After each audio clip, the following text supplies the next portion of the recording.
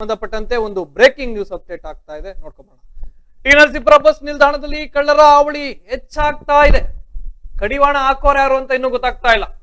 ಪ್ರಯಾಣಿಕರೊಬ್ಬರ 20 gram ಚಿನ್ನದ ಸರವನ್ನ ಎಗರಿಸಿದ್ದಾರೆ ಕಳ್ಳರು. T Narasipura ಸಾರ್ವಜನಿಕ ಬಸ್ ನಿಲ್ದಾಣದಲ್ಲೇ ಪ್ರಯಾಣಿಕರಿಗೆ ಸುರಕ್ಷತೆ ಇಲ್ಲ, ಅಂತ ಒಂದು ಸ್ಥಿತಿಗೆ ತಲುಪಿದೆ. ಸುಮಾರು 20 ಗ್ರಾಂ ತಾಲೂಕು ಸಾರ್ವಜನಿಕ ಬಸ್ ನಿಲ್ದಾಣಕ್ಕೆ ಕೇವಲ 2 ಸಿಸಿಟಿವಿ ಅಳವಡಿಕೆಯನ್ನ ಮಾಡಿದ್ದಾರೆ. 2 ಸಿಸಿಟಿವಿ, ಅದರಲ್ಲೂ ಸಿಸಿಟಿವಿ ಕೆಟ್ಟು 10 ದಿನಗಳಾಗಿದೆ. ಇದನ್ನ ಖುದ್ದು ನಿರ್ವಾಹಕ ಒಬ್ಬ ಹೇಳ್ತಾನೆ, ಅಲ್ಲಿ ನಿರ್ವಾಹಕ ಒಬ್ರು ಹೇಳ್ತಾರೆ 10 ದಿನ ಆಗೋಗಿದೆ ಅದು ಕೆಟ್ಟು ನಿಂತು. ಚಿನ್ನದ ಸರ ಕಳ್ಳತನ ಸಂಬಂಧ ಟಿ ನರಸೀಪುರ ಪೊಲೀಸ್ ಠಾಣೆಯಲ್ಲಿ ಈಗ ಪ್ರಕರಣ ದಾಖಲಾಗಿದೆ. ಅದೇ ಪ್ರಕರಣ ದಾಖಲಾಗ್ತಾ ಇರ್ತದೆ, ಕಡಿವಾಣ ಮಾತ್ರ ಬೀಳಲ್ಲ. ಕಳೆದ 1 ವಾರದಿಂದ 4 ಕಳ್ಳತನ ಪ್ರಕರಣಗಳು ದಾಖಲಾಗಿರುವಂತದ್ದು. ಮುಖ್ಯಮಂತ್ರಿಗಳ ತವರು ಜಿಲ್ಲೆಯ ಟಿ ನರಸೀಪುರದಲ್ಲಿ ಸರಣಿ ಕಳ್ಳತನ ಆಗ್ತಾ ಇದೆ. ಚಿನ್ನ ಅಡವಿಟ್ಟ ತಂದ 1.5 ಲಕ್ಷ ಹಣ ಕಳ್ಳತನವಾಗಿದೆ. 1.5 ಲಕ್ಷ. ಕಳೆದ ವಾರ ಬೆಂಗಳೂರು ಮೂಲದ ಪ್ರಯಾಣಿಕರ 30 ಗ್ರಾಂ ಚಿನ್ನದ ಸರವನ್ನ ಎಗರಿಸಿದ್ದ, ಕಳ್ಳತನ ಆಗಿತ್ತು. ಈಗ ಸರಣಿ ಕಳ್ಳತನವಾಗ್ತಾ ಇದ್ರು. ಸಂಬಂಧ ಇಲ್ಲದಂತಿರುವಂತಹ ಟಿ ನರಸೀಪುರ ಬಸ್ ನಿಲ್ದಾಣ ನಿಯಂತ್ರಕರು, ಸಂಬಂಧವೇ ಇಲ್ಲ ನಮ್ಗೆ, ಸಿಸಿಟಿವಿ ಕೆಟ್ಟು ನಿಂತ್ರೆ ನಮ್ಗೇನಾಗ್ಬೇಕು, ನಮ್ಮನೆದೇನ್ ಕೆಟ್ಟು ನಿಂತಿಲ್ವಲ್ಲ, ಕೆಟ್ಟು ನಿಂತಿರೋದು ಬಸ್ ನಿಲ್ದಾಣದ್ದು, ನಾವೇನ್ ಮಾಡ್ಬೇಕು ಅದಕ್ಕೆ ಅನ್ನೋ ರೀತಿಯಾಗಿ ವರ್ತನೆಯನ್ನ ತೋರ್ತಾ ಇದ್ದಾರೆ. ಇದ್ರ ಎಷ್ಟರ ಮಟ್ಟಿಗೆ ಸರಿ? ಓಕೆ, ಸಿಸಿಟಿವಿ ಕೆಟ್ಟೋಯ್ತಾ, ಅದನ್ನ ತಕ್ಷಣವೇ ದುರಸ್ತಿ ಕೆಲಸವನ್ನ ಮಾಡಿಸ್ಬೇಕು, ಸರಿಪಡಿಸುವಂತ ಕೆಲಸವನ್ನ ಮಾಡಬೇಕಾಗಿತ್ತು ಅಲ್ಲಿನ ನಿಯಂತ್ರಣಾಧಿಕಾರಿಗಳು. THO ಏನ್ ಮಾಡ್ತಾ ಇದ್ದಾರೆ, ಡಿವಿಷನ್ ಹೆಡ್ ಏನ್ ಮಾಡ್ತಾ ಇದ್ದಾರೆ, ತಕ್ಷಣವೇ ಕ್ರಮವನ್ನ ಕೈಗೊಳ್ಳಬೇಕು. ಈ ರೀತಿ ಕಳ್ಳತನ ಆಗ್ತಾ ಇದ್ರು ಸಹ ಸಿಸಿಟಿವಿ ದೃಶ್ಯಾವಳಿ ನೋಡ್ಕೊಂಡು ಎಷ್ಟು ಚೆನ್ನಾಗಿ ಎಗರಿಸಿದ್ದನಪ್ಪ, ದುಡ್ಡಾಗ್ಲಿ ಚಿನ್ನಾಭರಣ ಆಗ್ಲಿ ಅನ್ಬಾರದು. ಎಲ್ಲೋ ಒಂದ್ ಕಡೆ ನಿಮ್ ಸಂಬಂಧಿಕರು ಅಥವಾ ಯಾರಾದ್ರೂ ಬಂದಲ್ಲಿ ಕೂತ್ಕೊಂಡು ಅದೇ ಸ್ಥಾನದಲ್ಲಿ ಯೋಚನೆ ಮಾಡಿದ್ರೆ ಗೊತ್ತಾಗುತ್ತೆ ಆ ಚಿನ್ನದ ಬೆಲೆ. ಅದರಲ್ಲೂ ಗಗನಕ್ಕೇರ್ತಾ ಇದೆ. ಈ ಒಂದು ಸನ್ನಿವೇಶದಲ್ಲಿ ಚಿನ್ನದ ರೇಟ್ ಗಗನಕ್ಕೇರ್ತಾ ಇದೆ. ಪಾಪ ಸುಲ್ವೋ ಮಾಡಿ ತೆಗೆದುಕೊಂಡಿರ್ತಾರೆ. ಅದನ್ನ ಕಳ್ಳರು ಪಾಲು ಮಾಡುವಂಥದ್ದು, ಅದು ಸಾರ್ವಜನಿಕ ಸ್ಥಳಗಳಲ್ಲಿ ಕಳ್ಳರು ಪಾಲು ಆಗ್ತಾ ಇದೆ ಅಂದ್ರೆ ಇದು ಇದ್ರ ಯಾವ ನಿರ್ಲಕ್ಷ್ಯ ಅಂತ ಹೇಳಬೇಕು. ಎಷ್ಟೇ ಜಾಗೃತಿ ಮೂಡಿಸಿದ್ರು ಸಹ ಒಂದ್ ಕಡೆ ಪ್ರಯಾಣಿಕರ ನಿರ್ಲಕ್ಷ್ಯವೂ ಇರಬಹುದು. ಆದರೆ ಸಿಸಿಟಿವಿಗಳು 2 ಇದೆ. ಬೇರೆ ಬೇರೆ ಆಯಾಮಗಳಲ್ಲಿ ತನಿಖೆ ಮಾಡ್ಬೇಕಾದ್ರೆ ಸಿಸಿಟಿವಿಗಳು ಎಚ್ಚೆತ್ತವಾಗಿರ್ಬೇಕು. ಆತ ಎಲ್ಲೋದ್ರು, ಅಲ್ಲಿಂದ ಎಲ್ಗೋದ, ಇವೆಲ್ಲವನ್ನು ಸಹ ಪರಿಶೀಲನೆ ಮಾಡಬೇಕು ಅನ್ನೋದಾದ್ರೆ ಸಿಸಿಟಿವಿಗಳು ಹೆಚ್ಚಾಗಿರ್ಬೇಕು, ಹಾಕಬೇಕು. 4 ರಿಂದ 5 ಸಿಸಿಟಿವಿ ಹಾಕ್ಬೇಕು ಎಲ್ಲಾ ಭಾಗಗಳಲ್ಲಿ. ನಿಲ್ದಾಣದ ಸುತ್ತು ಏನ್ ಮೇಲ್ಸುತ್ತೇನಿದೆ 4 ಭಾಗಗಳಲ್ಲೂ ಸಹ ಹಾಕಬೇಕು. ಎಂಟ್ರಿಯಿಂದ ಹಿಡಿದು ಎಕ್ಸಿಟ್ ಮತ್ತೆ ಪ್ರಯಾಣಿಕರು ಕೂತ್ಕೊಳ್ಳುವಂತಹ ಸ್ಥಳ ಎಲ್ಲಾ ಕಡೆನೂ ಸಹ ಸಿಸಿಟಿವಿಗಳನ್ನ ಹಾಕಬೇಕು. ಆ ನಿಟ್ಟಲ್ಲಿ ಎಲ್ಲವನ್ನು ಅವಲಕ್ಕಿ ಸರ ಅಂತ ಹೇಳ್ತಾರೆ, ಅವಲಕ್ಕಿ ಚಿನ್ನದ ಸರ ಅಂತ ಹೇಳ್ತಾ ಇರುವಂತದ್ದು. ಸುಮಾರು 20 ಗ್ರಾಂ, ಕಡಿಮೆ ದುಡ್ಡ 20 ಗ್ರಾಂ ಅಂದ್ರೆ 1.5 ಲಕ್ಷ ಹತ್ತತ್ರ ಅಷ್ಟು ಹೋಗಿದೆ ಅಂದ್ರೆ ಅವ್ರಿಗೆ ಎಷ್ಟು ಬೇಜಾರಾಗಿರುತ್ತೆ, ಎಷ್ಟು ನೋವಾಗಿರುತ್ತೆ. ಆ 1.5 ಲಕ್ಷ ದುಡ್ಡನ್ನು ಯಾರಿಂದ ಪಡಿಬೇಕೀಗ? ಹಾಗಾದ್ರೆ ಅವರು ದಿಸ್ ಇಸ್ ನಾಟ್ ಫೇರ್.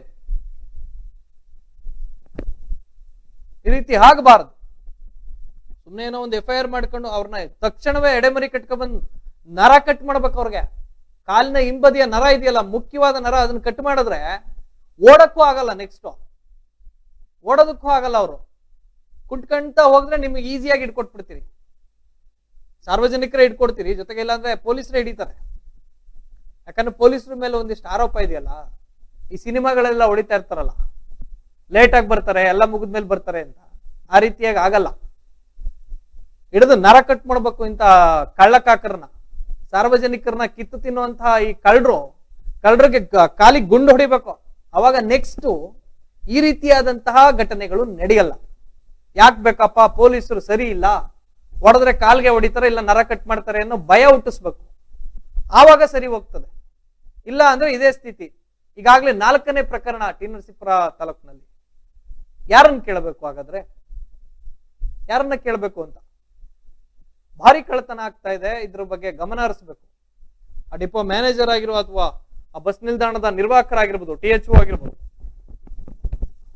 ಅವರೆಲ್ಲರೂ ಸಹ ಗಮನವನ್ನ ಹರಿಸಬೇಕು. ಗಮನ ಹರಿಸಿ ಈ ಒಂದು ಪ್ರಕರಣಗಳಿಗೆ ಸಂಬಂಧಪಟ್ಟಂತೆ ಅವರು ಯಾವ ದಾಖಲೆಗಳನ್ನ ಕೇಳ್ತಾರೆ ಅವೆಲ್ಲವನ್ನು ಸಹ ಒದಗಿಸ್ಬೇಕಾಗ್ತದೆ. CCTV ಕೆಟ್ಟ ನಿಂತ 10 ದಿನ ಆಗೋಗಿದೆ ಅಂತೆ, ಆದ್ರೂ ಸಹ ಅದನ್ನ ಸರಿಪಡಿಸಿಲ್ಲ. ಇದು ಬೇಜವಾಬ್ದಾರಿ ಕೆಲಸ. ಇದಕ್ಕೆ ಒಂದು ಸ್ಟ್ಯಾಂಡು, ಇದಕ್ಕೊಬ್ರು ನಿರ್ವಾಹಕರು, ಇದಕ್ಕೊಬ್ರು ಮ್ಯಾನೇಜರ್ ಆ ಒಂದು ಇದನ್ನ ನೋಡ್ಕೊಳ್ಳೋದಕ್ಕೆ ಯಾಕೆ ಬೇಕು? ಸಾರ್ವಜನಿಕರಿಗೆ ಭದ್ರತೆ ಕೊಡ್ಲಿಲ್ಲ ಅಂದ್ರೆ ಏನಕ್ಕೆ ಬೇಕು? ಸರಿಯಾದ ಪೊಲೀಸ್ ಬಂದೋಬಸ್ತು ಸಹ ಆಗಬೇಕು. CCTV ತಕ್ಷಣ ದುರಸ್ತಿ ಆಗಬೇಕು. ಇಲ್ಲ ಅಂದ್ರೆ ಇಂತಹ ಪ್ರಕರಣಗಳು ತಡೆ ಹಾಕೋದಿಕ್ಕೆ, ಕಡಿವಾಣ ಹಾಕೋದಿಕ್ಕೆ ಕಷ್ಟ ಆಗುತ್ತೆ. ಈಗ ರಾಜ್ಯ ಕಬ್ಬು ಬೆಳೆಗಾರರ ಸಂಘದವರು ಸಹ ಎಚ್ಚರಿಕೆ ಕೊಟ್ಟಿದ್ದಾರೆ. ಈ ಕೂಡಲೇ ಎಲ್ಲವೂ ಸರಿಪಡಿಸಬೇಕು. ಏನ ಕಳ್ಳ ಇದ್ದಾನೆ ತಪ್ಪಿತಸ್ಥ ಅವನ್ನ ಇಮಿಡಿಯೇಟ್ ಆಗಿ ಬಂಧಿಸಬೇಕು, ಬಂಧಿಸಿ ಆತನ ವಿರುದ್ಧ ಕ್ರಮ ಜರುಗಿಸಬೇಕು. ಇಲ್ಲದಿದ್ರೆ ನಾವು ಹೋರಾಟವನ್ನ ಮಾಡ್ತೀವಿ ಅಂತ ಸಹ ಕಬ್ಬು ಬೆಳೆಗಾರರ ಸಂಘದ ಮುಖಂಡರು ಎಚ್ಚರಿಕೆಯನ್ನು ಸಹ ಕೊಟ್ಟಿದ್ದಾರೆ.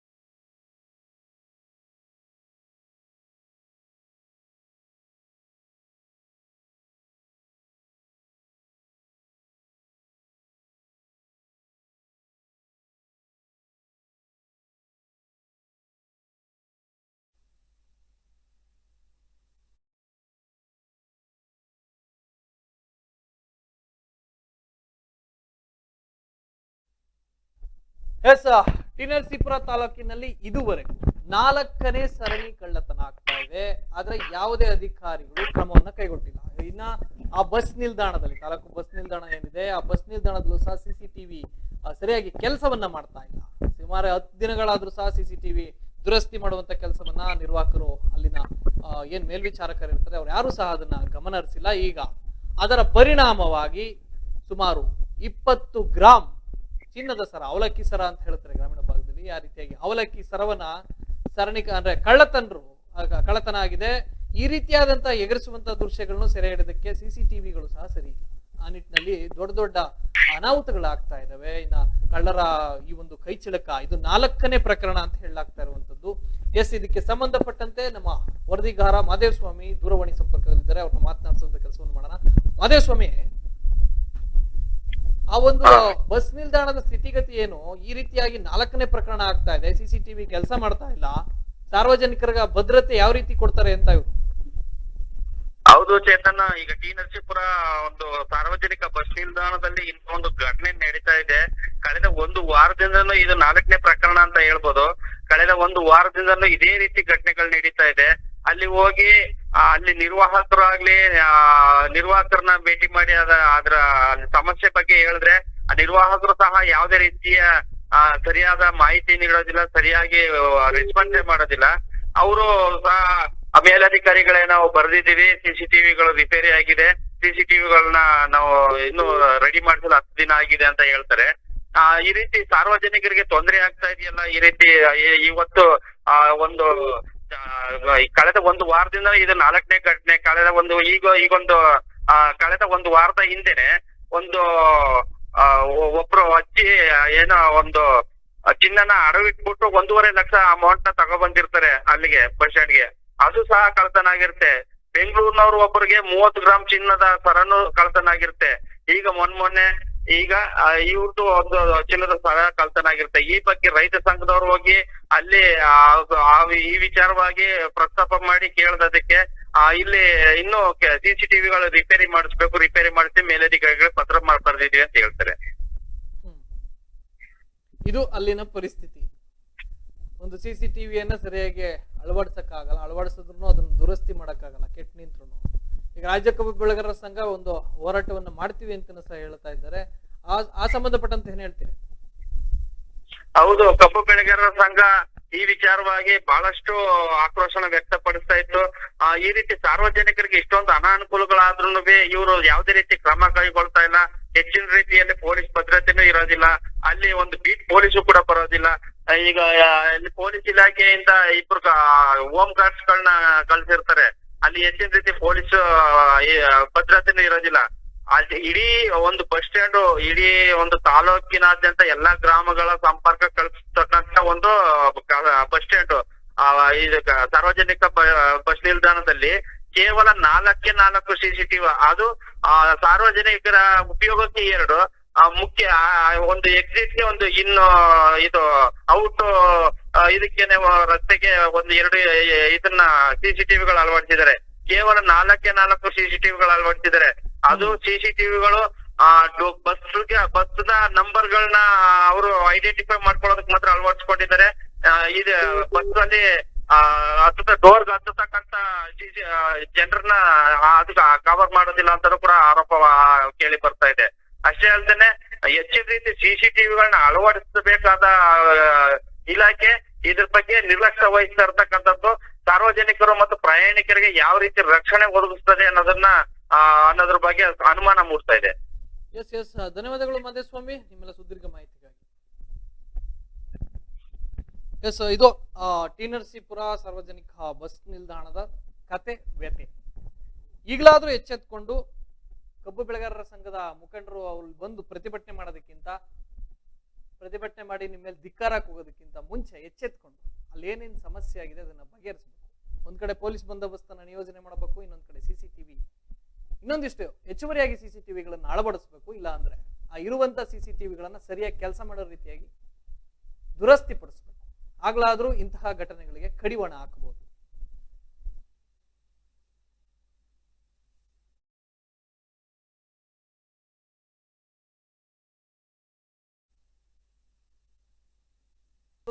ಒಂದು ರೀತಿಯಾಗಿ CCTVಗಳ ತೊಂದರೆ, ಒಂದ್ ಕಡೆ ಪೊಲೀಸ್ ಬಂದೋಬಸ್ತ್ನ ನಿಯೋಜನೆ ಮಾಡಿಲ್ಲ, ಇದೆಲ್ಲ ಪ್ರಕರಣ ಕೇಳಿ ಬರ್ತಾ ಇತ್ತು. ಜೊತೆಗೆ ಅಲ್ಲಿ ಈಗಾಗಲೇ 20 ಗ್ರಾಮ್ ಚಿನ್ನದ ಸರವನ್ನ, ಅವಲಕ್ಕಿ ಸರವನ್ನ ಎಗರಿಸಿದ್ದಾರೆ. ಆದ್ರೆ CCTVಗಳು ಸರಿಯಾಗಿ ಕೆಲಸ ಮಾಡ್ತಾ ಇಲ್ಲ. ಇದಕ್ಕೆ ಸಂಬಂಧಪಟ್ಟಂತೆ ಅಲ್ಲಿ ಚಿನ್ನವನ್ನ ಕಳೆದುಕೊಂಡವರು, ಹಣವನ್ನ ಕಳೆದುಕೊಂಡವರು ಈಡನ್ ಸ್ನೇಹಿತ ಜೊತೆ ಬೈಟನ್ನ ಕೊಟ್ಟಿದ್ದಾರೆ, ಅಂದ್ರೆ ಮಾತನಾಡಿದ್ದಾರೆ. ಏನ್ ಮಾತನಾಡಿದ್ದಾರೆ ನೋಡ್ಕೊಂಡ್ಬರೋಣ.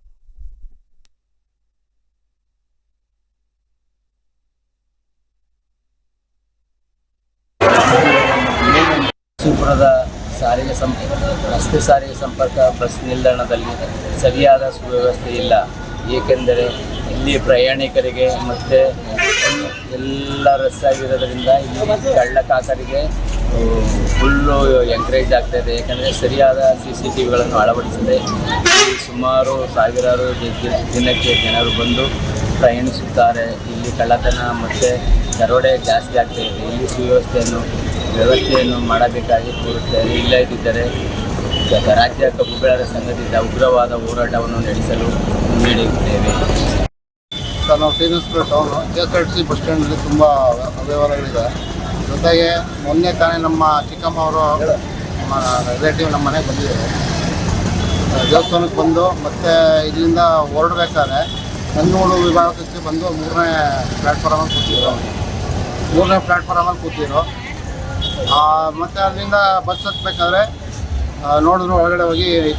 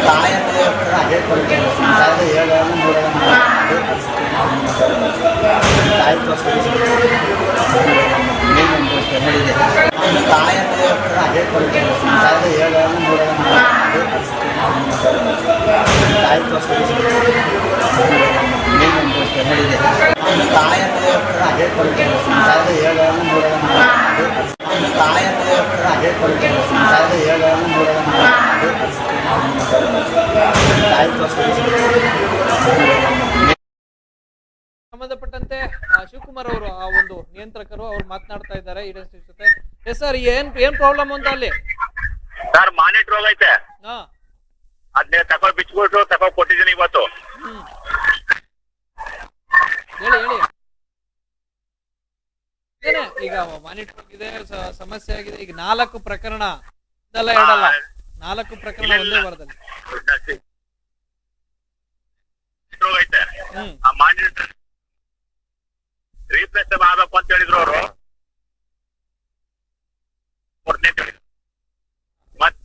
ಮತ್ತೆ ಹಂಗೆ ನಮ್ಮ ಬಸ್ ಸ್ಟ್ಯಾಂಡ್ಗೆ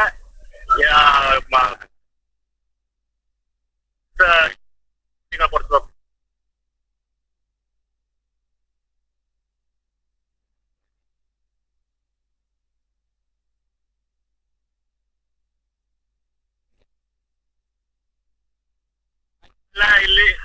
ಇಲ್ಲಿ ಆಟೋದವ್ರದ್ದು ಭಾರಿ ಕೂಳ ಮಾಡ್ತಾವ್ರ ಸರ್.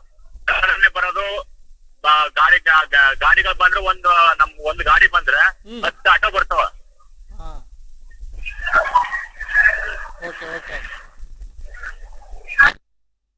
ನಿಮ್ಮಲ್ಲಿ ಸರ್ ಸುಮಾರು 10 ಆಗೋಗಿತ್ತಲ್ಲ, 10 ತನಕ ಏನ್ ಮಾಡ್ತಾ ಇದ್ರಿ ಅಂತ? ಅದೇ ಸರ್, ಈಗ ನಾನ್ ಇದ್ ಮಾಡ್ಬಿಟ್ಟು ಅವ್ರಿಗೆ ಫೋನ್ ಮಾಡಿದ್ವಿ ಸರ್ ಅವತ್ತೇನೆ. ಅವರು ರೀಪ್ಲೇಸ್ ಬರ್ಬೇಕು ಸರ್ ಅಂತ ಇದ್ ಮಾಡಿದ್ರು. ಈಗ ಹೊಸಲ್ಲ ಸರ್ ರೀಪ್ಲೇಸ್ ಕಳಿಸ್ಬೇಕು ಅಂತಂದ್ರು. ಆಯ್ತು, ನೀವು ಕೇಳ್ಬೇಕು ತಾನೆ. ರೀಪ್ಲೇಸ್ ಮಾಡಕ್ಕೆ ಏನು 10 ದಿನ ಹಿಡಿ? ಅವ್ರು ಹೇಳ್ಬೇಕಲ್ಲ ಸರ್ ಕಂಪ್ನಿ ಅವರು. ಅದೇ ನೀವು ಕಂಪ್ನಿಯವ್ರಿಗೆ ಹೇಳ್ಬೇಕು, ಹಿಂಗೆಲ್ಲ ಸಮಸ್ಯೆ ಆಗ್ತಿದಪ್ಪ, ನಾನ್ ನಿನ್ನೆ ದೂಷಣೆ ಮಾಡ್ತೀನಿ ನಿನ್ ಕಂಪ್ನಿ ಮೇಲೆ ಅಂತ. ಅದೇ ಕಂಪ್ನಿ ಅವ್ರ ಇದ್ ಮಾಡ್ಬೇಕಲ್ಲ, ಅದರಿಂದ ಅದಕ್ಕೆ ಇವತ್ತು ನಾನ್ ನೀವು ಬಂದಿದ್ರಿ ಅಂತಲ್ಲ ಮಧ್ಯಾಹ್ನ ಬೆಳಗ್ಗೆ, ವರದಿಗಾರ ನೀವು ಬಂದಿದ್ರಿ ಅಂತಲ್ಲ ಬೆಳಗ್ಗೆ, ಆಗ ನಾನ್ ಬಿಚ್ಕೊಂಡ್ ತಕ ಹೋಗಿದ್ದಿ. ಆಯ್ತಾಯ್ತು, ಈಗ ಬೇಗ ಅದನ್ನ ಬಿಚ್ಕೊಂಡ್ ತಗೊಂಡೋಗಿ ರೆಡಿ ಮಾಡಿಸ್ಬಿಟ್ಟು ಅಲ್ಲಿ ಏನು ತೊಂದ್ರೆ ರೆಡಿ ಮಾಡ್ಬಿಡಿ. ಎಲ್ಲಾನು ಸರ್ ತಗೊಂಡ್ ಕೊಡ್ಬಿಟ್ಟು ಬಂದಿದ್ದೀನಿ. ಆಯ್ತು, ಯಾಕಂದ್ರೆ ಈಗ ತಗೋಗಿ ಸಾಯಂಕಾಲ ತಪ್ಪಿಸಿ ಬೆಳಿಗ್ಗೆ ಕೊಡ್ತೀನಿ ಅಂತ ಹೇಳಿದಾರ.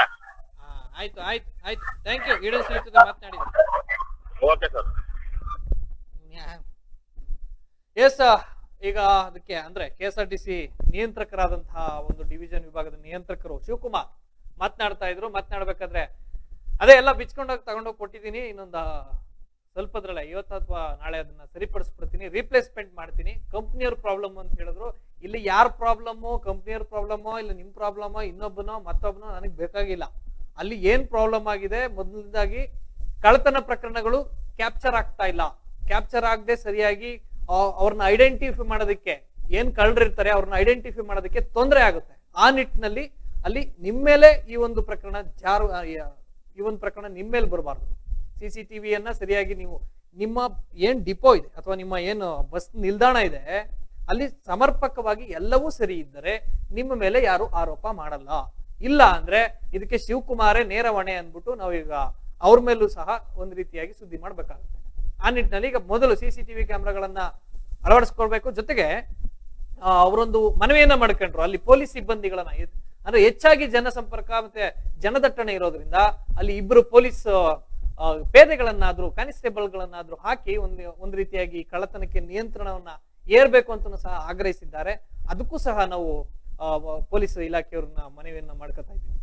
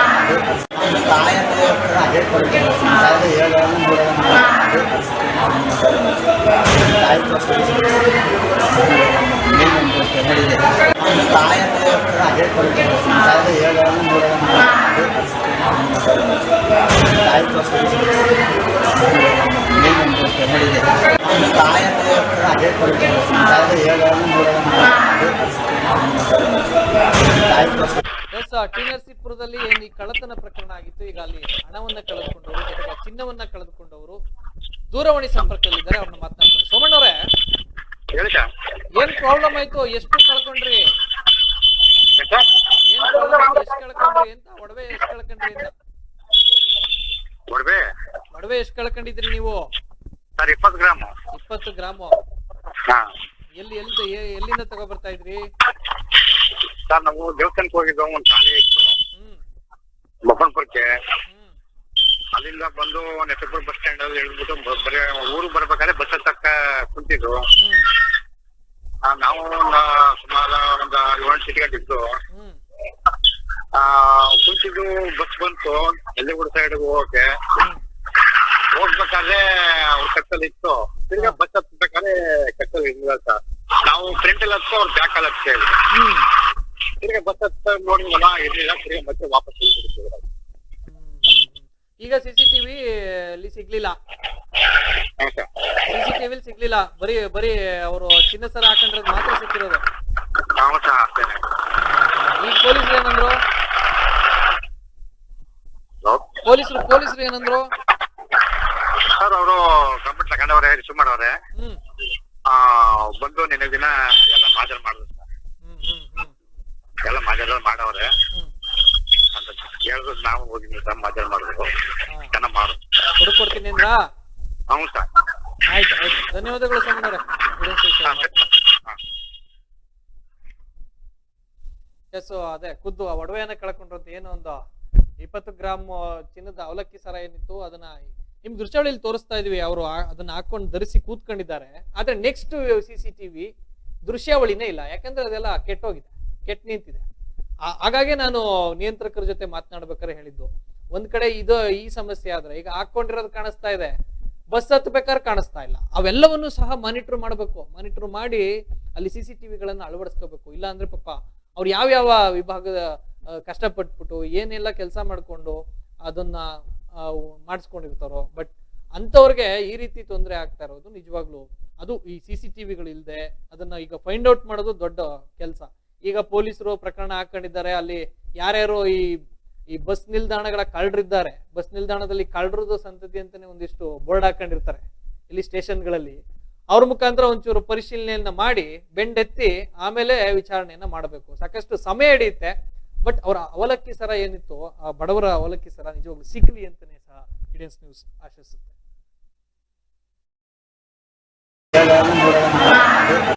ಸರ್, ನಾವು T Narasipura town KSRTC bus ಸ್ಟ್ಯಾಂಡಲ್ಲಿ ತುಂಬ ಅವ್ಯವಹಾರಗಳಿದೆ. ಜೊತೆಗೆ ಮೊನ್ನೆ ತಾನೇ ನಮ್ಮ ಚಿಕ್ಕಮ್ಮ ಅವರು ರಿಲೇಟಿವ್ ನಮ್ಮ ಮನೆಗೆ ಬಂದಿದ್ದಾರೆ.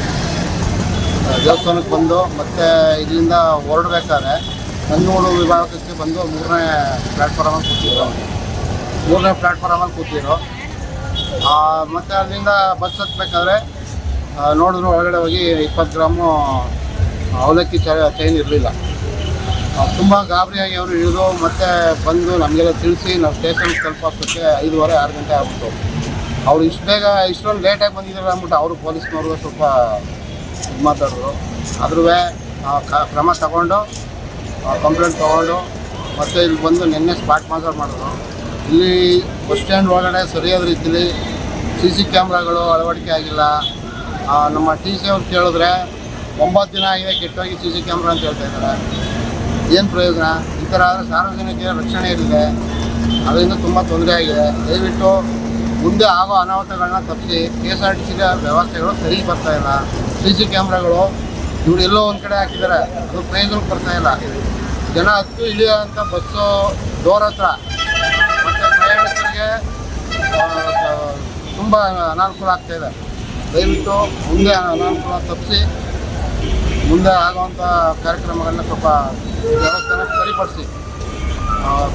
ಟಿ.ನರಸೀಪುರ ಟೌನ್ ಕುಮಾರ್ ಕದನ್.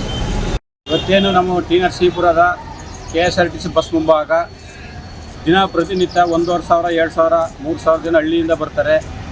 ಬಂದಂಥ ರೈತ ಬಾಂಧವರು ಬರ್ತಾರೆ, ಸಾರ್ವಜನಿಕರು ಬರ್ತಾರೆ, ಶಾಲಾ ಮಕ್ಕಳು ಬರ್ತಾರೆ, ವಿದ್ಯಾರ್ಥಿಗಳು ಬರ್ತಾರೆ, ವಯಸ್ಸಾದವ್ರು ಬರ್ತಾರೆ.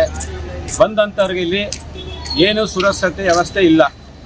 ಏಕೆ ಎಂದರೆ ಮೊನ್ನೆ ಯಾರೋ ಒಬ್ಬ ವೃದ್ಧೆ ಬ್ಯಾಂಕಿಂದ ಗಿರಿವಿ ಇಟ್ಬಿಟ್ಟು ಚಿನ್ನ ತಂದು 1,500 ರೂಪಾಯಿ ಬ್ಯಾಗ್ ಪರ್ಸಲ್ ಹಾಕೊಂಡಿದ್ದಾರೆ. ಮೊನ್ನೆ 4 ದಿವಸದಲ್ಲಿ ಏನಾಗಿದೆ ಅಂದರೆ ಪರ್ಸಲ್ ಹಾಕ ಬಂದು ಬಸ್ ಹತ್ತಕ್ಕೆ ಬಂದಿದ್ದಾರೆ. ಬಸ್ ಹತ್ತಕ್ಕೆ ಬಂದಾಗ ಅವರಿಗೆ ಬಸ್ ಒಳಗೆ ಹೋಗಿ ನೋಡ್ತಾರೆ, ದುಡ್ಡಿಲ್ಲ KSRTC ಬಸ್ಸಲ್ಲಿ. ತಿರ್ಗಿ ಅದೇ ಥರ ಮೊನ್ನೆ ದಿನ ನಮ್ಮ ಆತ್ಮೀಯ ಸ್ನೇಹಿತರು ಟೌನು ಮುಖಂಡರಾಗಿದ್ದಾರೆ, ಅವರ ಅತ್ತೆನೂ ಬಂದು ಎಲ್ಲ ಇದು ಬೆಳಕೋಡಿಗೆ ಹೋಗಿದ್ರಂತೆ. ಬಂದು ಇಲ್ಲಿ ಬಸ್ ಇಳ್ಬಿಟ್ಟು ಕುಂತಿದ್ದಾರೆ. ಬಂದು ಬಸ್ಸು ನಂಜನಗೂಡು ಬಸ್ ಇರಲಿಲ್ಲ, ನಂಜನಗೂಡು ಬಸ್ ಹತ್ತಕ್ಕೆ ಹೋಗಿದ್ದಾರೆ. ಆ ಬಸ್ಸಲ್ಲಿ ಕುಂತಿದಾಗ ನಾವು ಹೋಟೆಲ್ CCTV ತೆಗಿಸಿ ನೋಡಿದ್ರೆ ಅಲ್ಲಿ ಕತ್ತಲ್ಲಿ ಮಾಂಗಲ್ಯ ಸರ ಇದೆ 20 ಗ್ರಾಮು. ಬಸ್ ಹತ್ತಿ ಒಳಗಡೆ ತಿರುಮ್ಕೊಳ್ಳೋ ಹತ್ರ ಹೋಗಿ ನೋಡ್ತಾರೆ ಅವರು.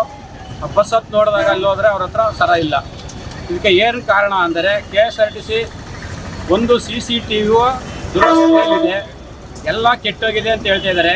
ಇದರ ಸಂಬಂಧಪಟ್ಟ ಅಧಿಕಾರಿಗಳಿಗೆ ಮನವಿ ಕೊಟ್ಟಿದ್ದೀವಿ, ಬಂದು ಮಾಡಿಲ್ಲ ಅಂತ ಹೇಳ್ತಾ ಇದ್ದಾರೆ. ನಾವು ಅವರಿಗೆ ಇನ್ನು 3 ದಿನ ಗಡುವು ಕೊಡ್ತಾ ಇದ್ದೀವಿ. 3 ದಿನದಲ್ಲಿ ಅವ್ರು ಮಾಡಲಿಲ್ಲ ಅಂದರೆ KSRTC ಒಳಗಡೆ ಒಂದು ಬಸ್ಸುಗಳನ್ನು ನಾವು ಬಿಡುವುದಿಲ್ಲ. ನಮ್ಮ ರಾಜ್ಯ ಕಬ್ಬು ಬೆಳೆಗಾರ ಸಂಘದಿಂದ ಪ್ರತಿಭಟನೆ ಹಮ್ಮಿಕೋಬೇಕಾಗ್ತದೆ. ಆದ್ದರಿಂದ ಹೆಚ್ಚಿನ ಸಂಖ್ಯೆಯಲ್ಲಿ ಆಮೇಲೆ ಪೊಲೀಸ್ ಇಲಾಖೆಗಳಲ್ಲಿ ಪೊಲೀಸರು ಇಲ್ಲ, ನಾವು ಪೊಲೀಸರು ಇಲ್ಲ, ಇಲ್ಲಿ ನಮ್ಗೆ ಸಿಬ್ಬಂದಿ ಕಮ್ಮಿ ಇದ್ದಾರೆ, ಸ್ಟಾಫ್ ಇಲ್ಲ ಅಂತ ಪೊಲೀಸ್ನವ್ರು ಹೇಳ್ತಾ ಇದ್ದಾರೆ. ಕೇಳಿದ್ರೆ ನೆಲ ಮಾದೂರು ಬಂದಂಥ ಪೊಲೀಸ್ನವರು ಅಂತ ಹೇಳಿದ್ದಾರೆ. ದಯಮಾಡಿ ಇದನ್ನು ಸಂಬಂಧಪಟ್ಟ ಅಧಿಕಾರಿಗಳು KSRTC DC ಅವರು ಇದಕ್ಕೆ ಸಂಬಂಧಪಟ್ಟ ಕಾಯ